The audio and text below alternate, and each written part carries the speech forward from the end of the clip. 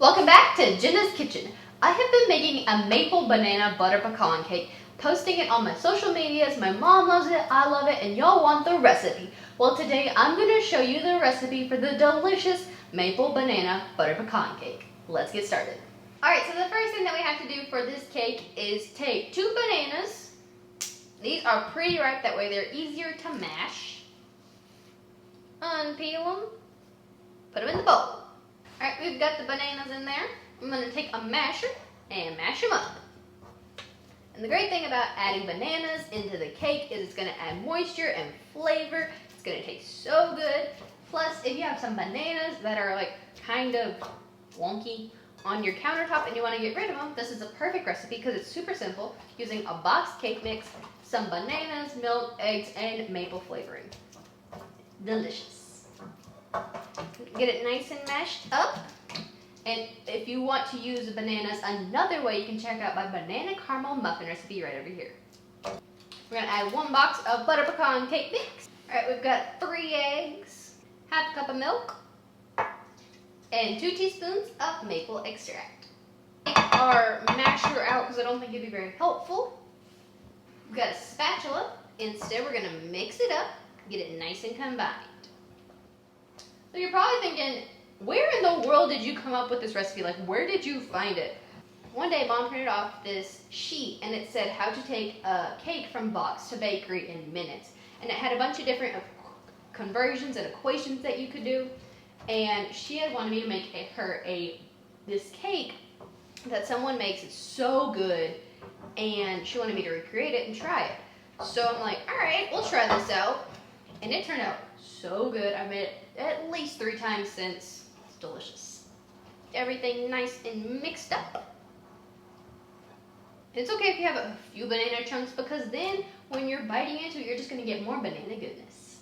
I almost forgot, but we have 1/2 a cup of softened butter. This is a crucial ingredient. Cannot believe I almost forgot it. Mix this up.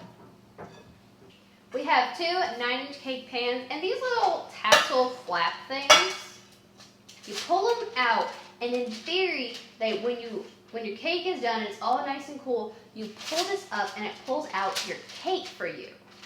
So you don't have to go through that whacking the bottom of the pan trying to get your cake out because it's stuck. Don't want to do that. These make it so much simpler. Got our batter over here. It's looking ready to go. We're going to pour half of it in this one and half in the other.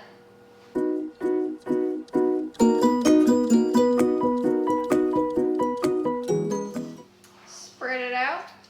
Alright, these are ready to go in the oven, 350 degrees for 24 to 26 minutes.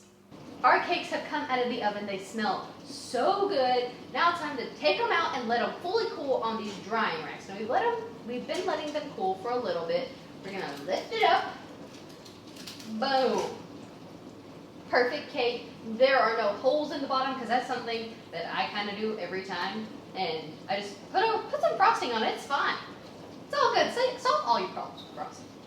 We're going to scoop these aside. While our cakes are cooling, we are going to make the maple cream cheese frosting. We're going to lift this up. We have half a cup of butter. We've been letting it sit out, get to room temperature. And then we have 8 ounces of cream cheese. Put this down, lock it in, and cream these together.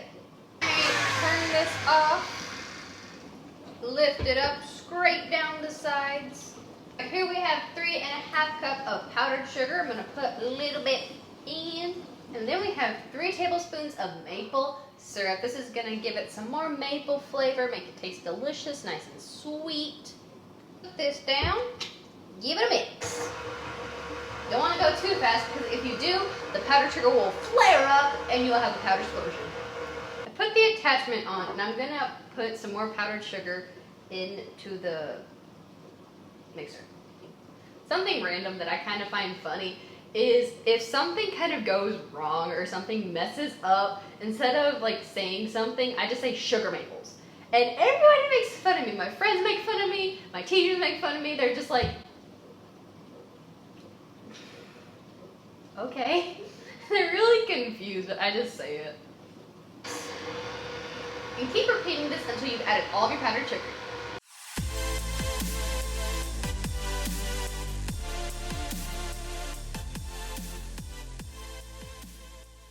Take your spatula and scrape it out of the whisk. And as you can see, there's still a little bit of powdered sugar that's not mixed in, so we're gonna keep mixing it up until it's all mixed. This is looking good. Now we're gonna put it in our piping bag and frost our cake. Our cream cheese frosting is all ready to go.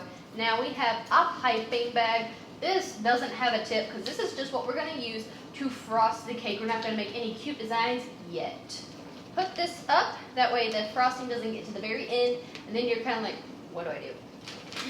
We're gonna save some of the frosting in the bowl because we're gonna make a cute design on the top, but right now, this is good.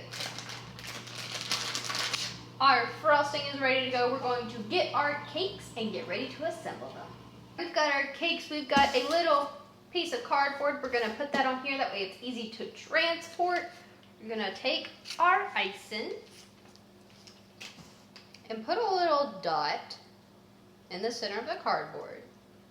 You only need a little bit, as you can see. It'll stick, I promise. It's like glue. Frosting is glue. I'm gonna take one of the cakes, take the parchment paper off the bottom. Now we're gonna take some of our frosting, get it nice and tight, and frost this level of the cake. Now, if you want to, before you move to this step, you can level your cakes if you want to. I have a leveler, but the way I do it is I just frost it, and I frost the ends a lot because it tastes good. I don't really have a method. I just make sure it gets all covered. We have an offset spatula. We're gonna smooth this out. Next, we're gonna take the top cake. If you watch any baking show, you know you put this on the top. That way it's nice and flat and simple to frost. Put it on top. Make a little sandwich. That's basically what a cake is. It's a big old sandwich. We're gonna frost the top. Take our offset spatula and smooth it out. And you don't have to have an offset spatula for this. You could use a knife. You could use a straight edge. Make sure it's clean. You want to be sanitary in these times, and at all times. It's just a good thing. Our top's looking good.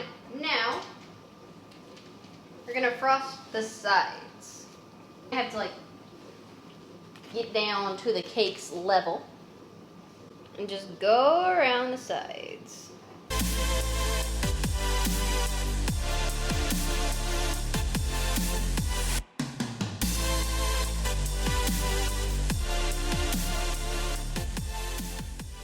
Take your offset spatula and go all the way around, giving it a little bit of pressure, just to get it smoothed out, so you know where to put more icing. We're going to do some touch-ups, because there are some spots like this that you can see the cake, and you don't want to be able to do that. You want to get a nice, good layer of frosting. Like a thicker coating of frosting, you might have to make a double batch, but this is about the way I like it. We have a piping bag. Just going to put it in the cup. Put the tip in, wiggle the tip all the way down. You're gonna scoop icing into the piping bag. You're gonna cut, squeeze the frosting down. I've got a little bit of fluted tip. It's a 1M. It's gonna make pretty little designs. Pick a spot on your cake anywhere along the edge. I'm gonna pick right here. Go in a circle and up. Yeah. Go to the exact opposite side, or about as close as you can get. Make another one. Alright, go in the middle of the two. The same thing on the other side.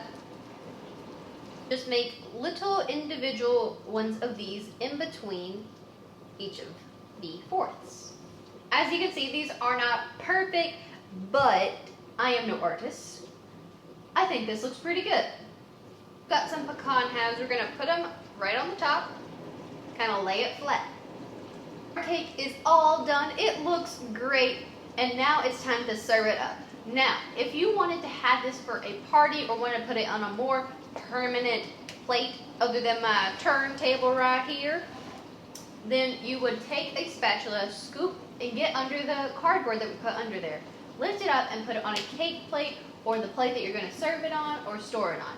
And then you could even pipe some fancy little rounds on the bottom to give it a pretty border.